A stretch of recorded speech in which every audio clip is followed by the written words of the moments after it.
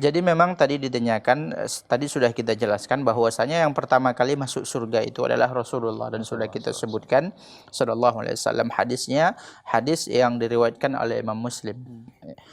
Nah, bagaimana kita menanggapi tentang adanya hadis-hadis yang Rasulullah mengatakan ittala'tu 'alan nar faraitu aktsara ahlihan nisa gitu. Ya. Aku melihat neraka, ittala'tu 'alal jannah faraitu aktsara ahlihal fuqara. Orang-orang miskin yang banyak di surga.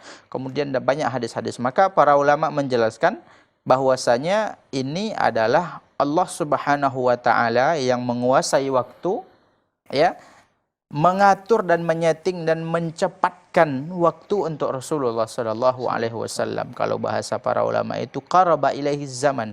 Allah Subhanahu wa taala mensegerakan waktu itu sehingga beliau melihatnya.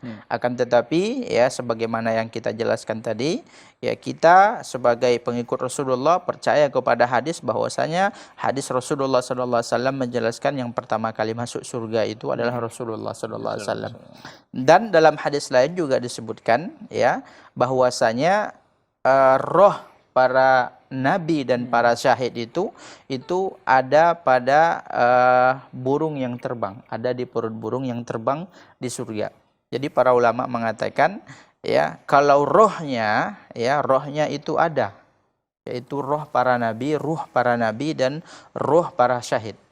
Roh syahada. Adapun ya ruh dengan jasadnya sekarang ini di surga itu tidak ada. Karena tidak ada yang masuk surga ya sebelum Rasulullah sallallahu alaihi wasallam masuk. Wallahu